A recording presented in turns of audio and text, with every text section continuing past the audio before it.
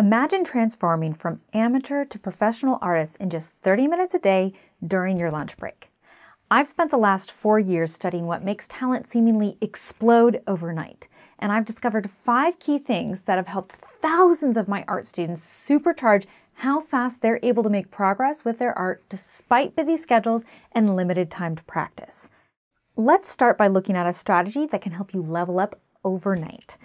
There's a fascinating story about a pianist who was learning a complex new song that required her fingers to jump really far across the keyboard really quickly. She spent hours practicing that small section of the composition, but she just couldn't manage to make her fingers move in the correct patterns fast enough to play it right. She went to bed frustrated, but the next day, when she sat down to play the piece, her fingers flowed through the tricky section effortlessly.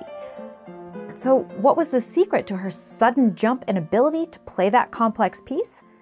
Sleep. Did she just say sleep?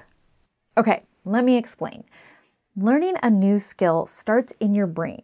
Your brain sends a signal to move your fingers, and that message races across a pathway in your brain, down your spinal column, and then it arrives at your fingers.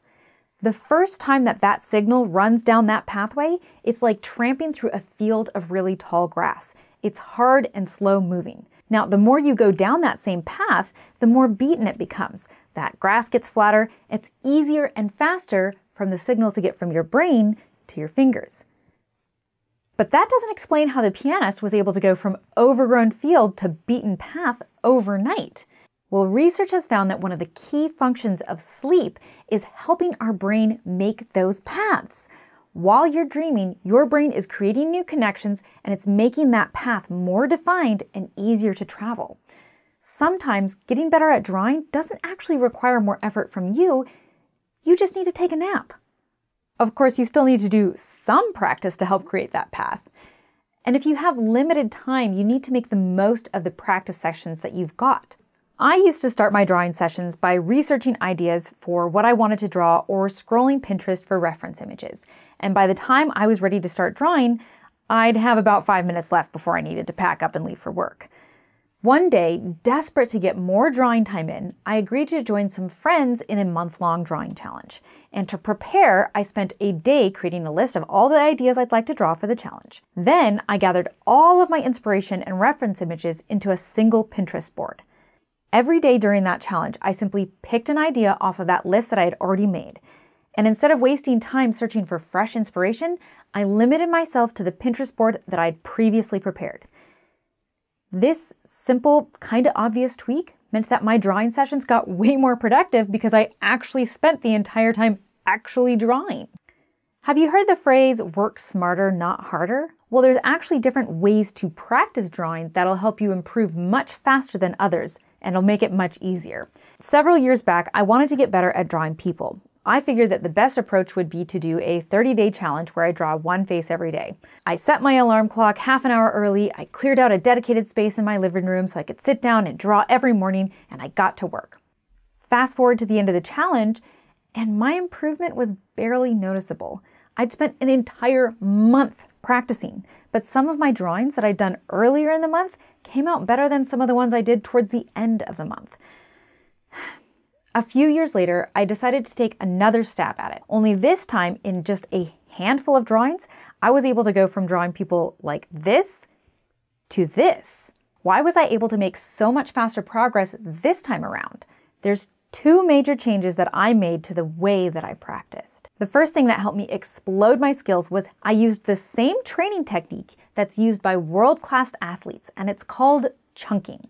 When the world's best baseball pitchers practice, they don't play an entire baseball game from start to finish.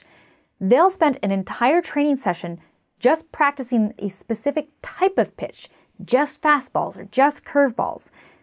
When I was drawing faces, the first time my goal was to create as many completed pieces as I could. I thought that the more faces I drew, the better I'd get. So in every session, I was just rushing to get through an entire face as fast as I could, so I could check another drawing off of my list.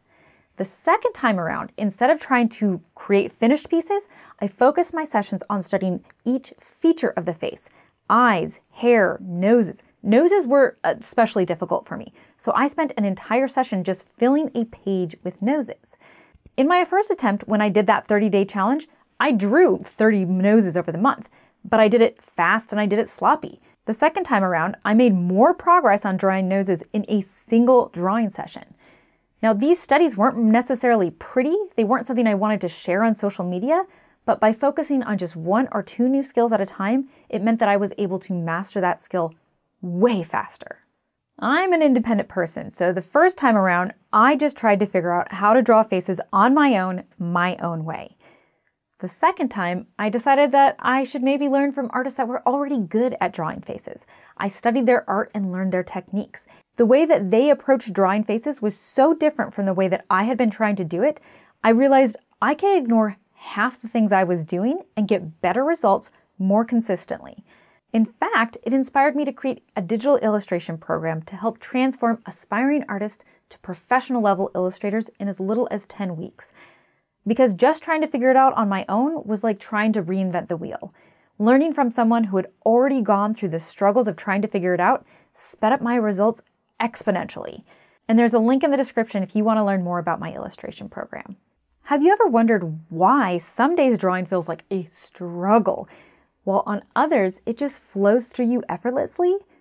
How can you make these fun, inspired drawing sessions your new normal? Well, first you need to understand what causes those enjoyable drawing sessions, and it's called the flow state.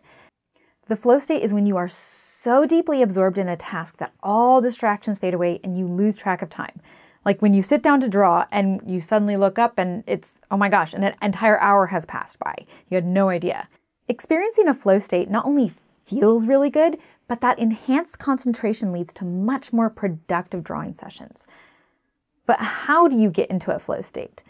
Well, the trick is you need to get the conditions just right or you won't be able to access flow. It's kind of like adjusting the water temperature to wash your hands. The water can't be so cold that it's uncomfortable or so hot that it burns. You got to find that balance to actually keep your hands in the water long enough to properly wash them. In the same way, to get into a flow state, what you're trying to do can't be too easy or it'll feel boring and you won't get into a flow state. And if what you're trying to draw is too hard, then you'll get frustrated. It'll take more of your mental energy and you won't get into a flow state. So you need to work on skills that are just above your current skill level. Now, what about the tricks that professionals use to save time on complicated drawings? To learn that, check out this video next where I break down my 3-step method to draw anything. No talent required.